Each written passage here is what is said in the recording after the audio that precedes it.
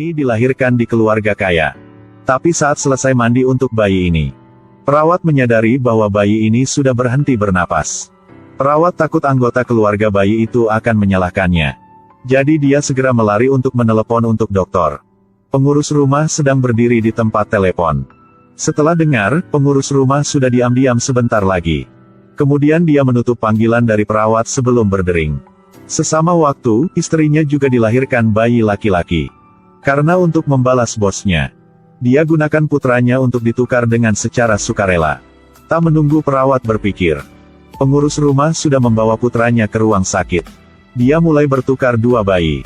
Tak terduga, saat mereka baru keluar ruang, bayi yang terpikir berhenti bernapas. Sudah menangkis ketika mendengar suara guntur. Perawat melihat bayi itu masih hidup jadi ingin ditukar kembali. Tapi pengurus rumah sudah diganti wajahnya dan mengambil bayi itu kembali. Sebenarnya dia ingin menukar kedua bayi itu. Bukan karena hatinya baik.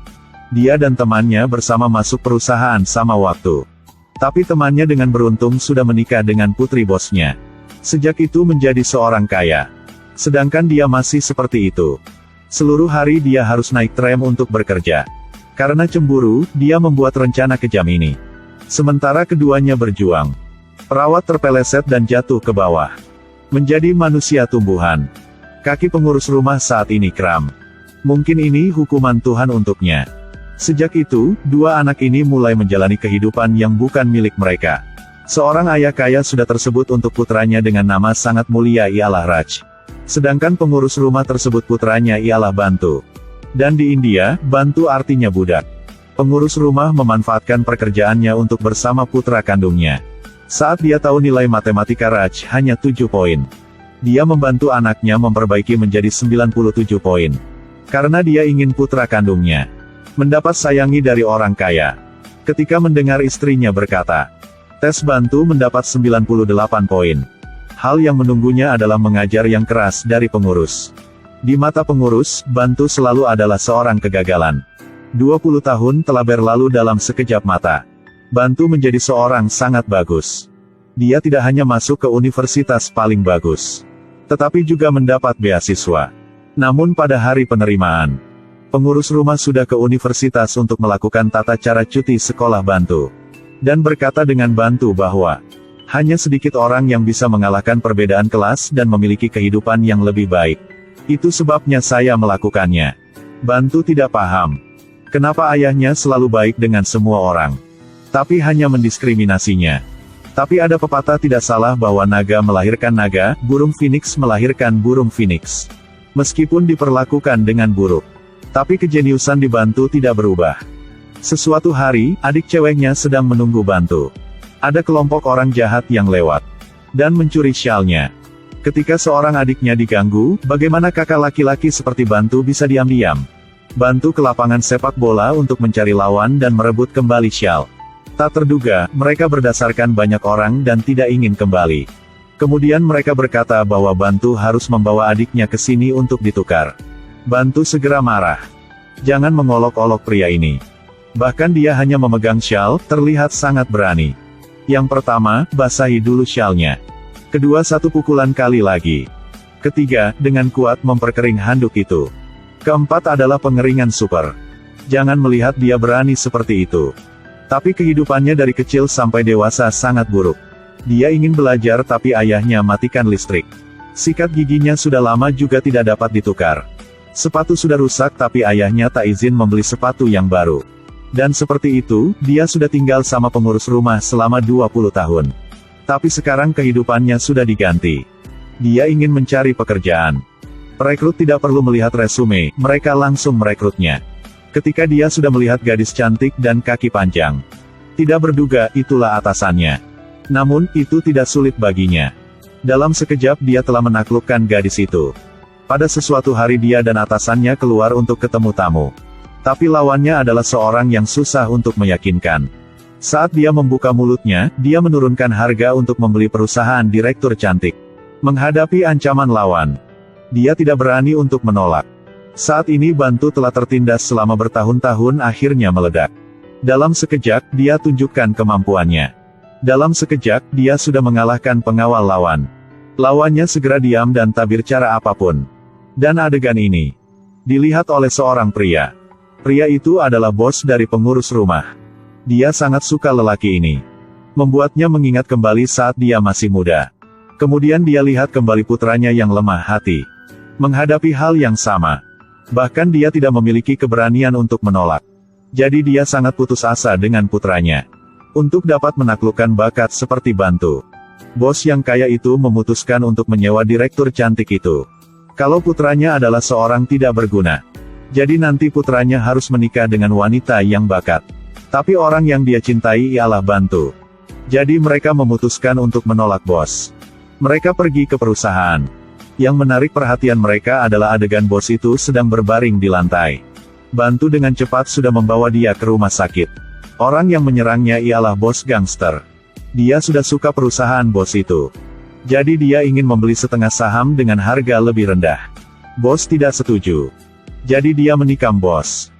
Tapi hal membuat Bantu tak terduga ialah ayahnya saat ini juga berada di rumah sakit.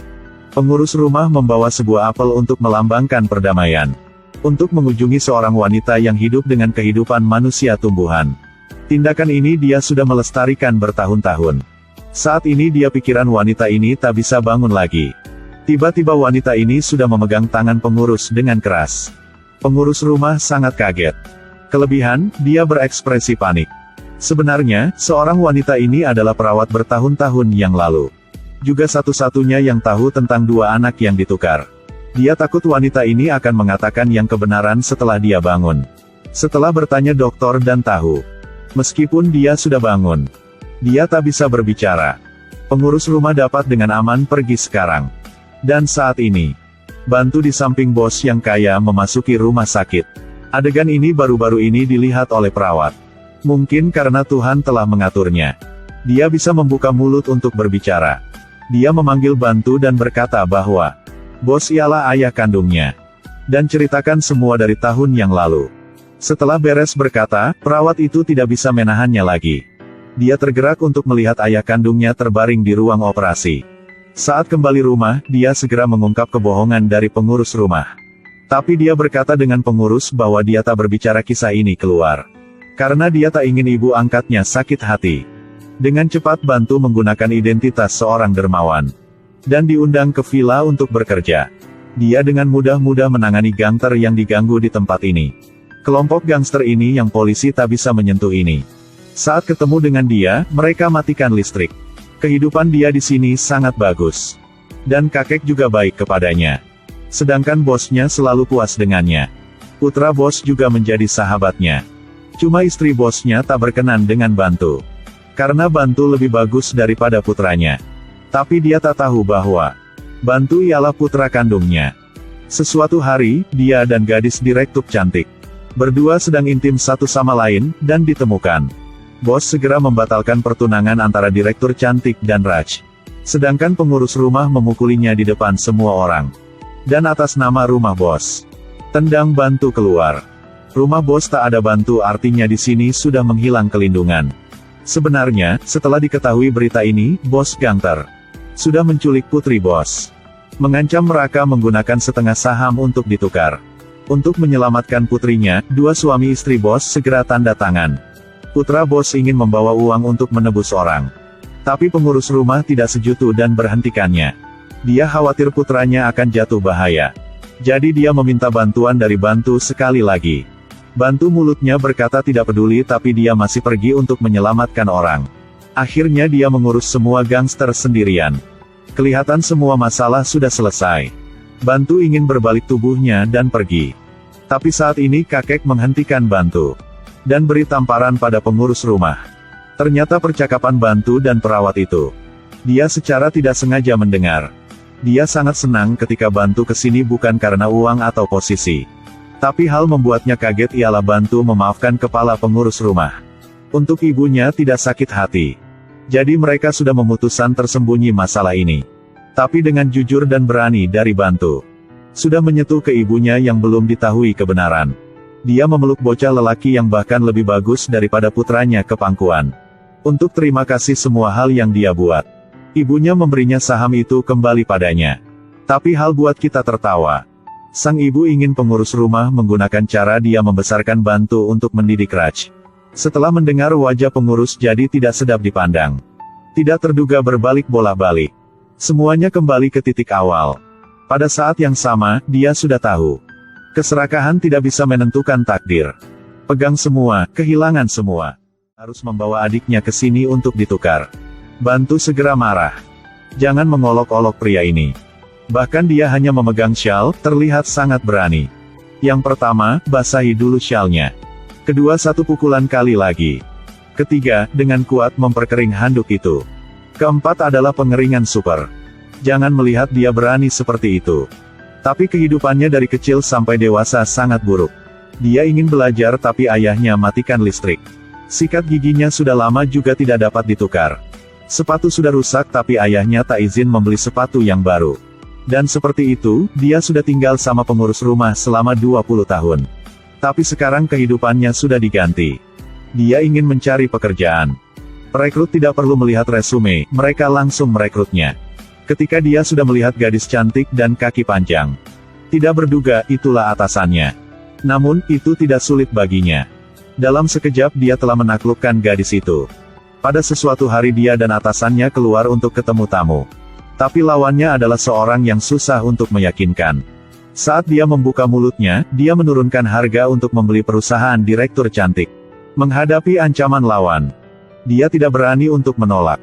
Saat ini Bantu telah tertindas selama bertahun-tahun akhirnya meledak. Dalam sekejap, dia tunjukkan kemampuannya. Dalam sekejap, dia sudah mengalahkan pengawal lawan. Lawannya segera diam dan tak bicara apapun. Dan adegan ini dilihat oleh seorang pria. Pria itu adalah bos dari pengurus rumah. Dia sangat suka lelaki ini. Membuatnya mengingat kembali saat dia masih muda. Kemudian dia lihat kembali putranya yang lemah hati. Menghadapi hal yang sama. Bahkan dia tidak memiliki keberanian untuk menolak. Jadi dia sangat putus asa dengan putranya. Untuk dapat menaklukkan bakat seperti Bantu. Bos yang kaya itu memutuskan untuk menyewa direktur cantik itu. Kalau putranya adalah seorang tidak berguna. Jadi nanti putranya harus menikah dengan wanita yang bakat. Tapi orang yang dia cintai ialah Bantu. Jadi mereka memutuskan untuk menolak bos. Mereka pergi ke perusahaan. Yang menarik perhatian mereka adalah adegan bos itu sedang berbaring di lantai. Bantu dengan cepat sudah membawa dia ke rumah sakit. Orang yang menyerangnya ialah bos gangster. Dia sudah suka perusahaan bos itu. Jadi dia ingin membeli setengah saham dengan harga lebih rendah. Bos tidak setuju. Jadi dia menikam bos. Tapi hal membuat Bantu tak terduga ialah ayahnya saat ini juga berada di rumah sakit. Pengurus rumah membawa sebuah apel untuk melambangkan perdamaian. Untuk mengunjungi seorang wanita yang hidup dengan kehidupan manusia tumbuhan. Tindakan ini dia sudah melestarikan bertahun-tahun. Saat ini dia pikiran wanita ini tak bisa bangun lagi. Tiba-tiba wanita ini sudah memegang tangan pengurus dengan keras. Pengurus rumah sangat kaget. Kelebihan, dia berekspresi panik. Sebenarnya, seorang wanita ini adalah perawat bertahun-tahun yang lalu. Juga satu-satunya yang tahu tentang dua anak yang ditukar. Dia takut wanita ini akan mengatakan yang kebenaran setelah dia bangun. Setelah bertanya dokter dan tahu. Meskipun dia sudah bangun. Dia tak bisa berbicara. Pengurus rumah dapat dengan aman pergi sekarang.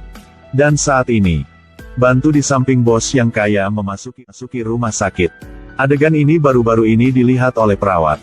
Mungkin karena Tuhan telah mengaturnya. Dia bisa membuka mulut untuk berbicara. Dia memanggil Bantu dan berkata bahwa bos ialah ayah kandungnya. Dan ceritakan semua dari tahun yang lalu. Setelah beres berkata, perawat itu tidak bisa menahannya lagi. Dia tergerak untuk melihat ayah kandungnya terbaring di ruang operasi. Saat kembali rumah, dia segera mengungkap kebohongan dari pengurus rumah. Tapi dia berkata dengan pengurus bahwa dia tak berbicara kisah ini keluar. Karena dia tak ingin ibu angkatnya sakit hati. Dengan cepat Bantu menggunakan identitas seorang dermawan. Dan diundang ke villa untuk bekerja. Dia dengan mudah-mudah menangani gangster yang diganggu di tempat ini. Kelompok gangster ini yang polisi tak bisa menyentuh ini. Saat ketemu dengan dia, mereka matikan listrik. Kehidupan dia di sini sangat bagus. Dan kakek juga baik kepadanya. Sedangkan bosnya selalu puas dengannya. Putra bos juga menjadi sahabatnya. Cuma istri bosnya tak berkenan dengan Bantu. Karena Bantu lebih bagus daripada putranya. Tapi dia tak tahu bahwa Bantu ialah putra kandungnya. Sesuatu hari, dia dan gadis direktur cantik berdua sedang intim satu sama lain, dan ditemukan. Bos segera membatalkan pertunangan antara direktur cantik dan Raj. Sedangkan pengurus rumah memukulinya di depan semua orang. Dan atas nama rumah bos, tendang Bantu keluar. Rumah bos tak ada Bantu, artinya di sini sudah menghilang kelindungan. Sebenarnya, setelah diketahui berita ini, bos Gangster sudah menculik putri bos. Mengancam Raka menggunakan setengah saham untuk ditukar. Untuk menyelamatkan putrinya, dua suami istri bos segera tanda tangan. Putra bos ingin membawa uang untuk menebus orang. Tapi pengurus rumah tidak setuju dan berhentikannya. Dia khawatir putranya akan jatuh bahaya. Jadi dia meminta bantuan dari Bantu sekali lagi. Bantu mulutnya berkata tidak peduli, tapi dia masih pergi untuk menyelamatkan orang. Akhirnya dia mengurus semua gangster sendirian. Kelihatan semua masalah sudah selesai. Bantu ingin berbalik tubuhnya dan pergi. Tapi saat ini kakek menghentikan Bantu dan beri tamparan pada pengurus rumah. Ternyata percakapan Bantu dan perawat itu, dia secara tidak sengaja mendengar. Dia sangat senang ketika Bantu kesini bukan karena uang atau posisi. Tapi hal membuatnya kaget ialah Bantu memaafkan kepala pengurus rumah. Untuk ibunya tidak sakit hati. Jadi mereka sudah memutuskan tersembunyi masalah ini. Tapi dengan jujur dan berani dari Bantu, sudah menyentuh ke ibunya yang belum diketahui kebenaran. Dia memeluk bocah lelaki yang bahkan lebih bagus daripada putranya ke pangkuan. Untuk terima kasih semua hal yang dia buat. Ibunya memberinya saham itu kembali padanya. Tapi hal buat kita tertawa. Sang ibu ingin pengurus rumah menggunakan cara dia membesarkan Bantu untuk mendidik Raj. Setelah mendengar wajah pengurus jadi tidak sedap dipandang. Tidak terduga berbalik bolak-balik. Semuanya kembali ke titik awal. Pada saat yang sama, dia sudah tahu. Keserakahan tidak bisa menentukan takdir. Pegang semua, kehilangan semua.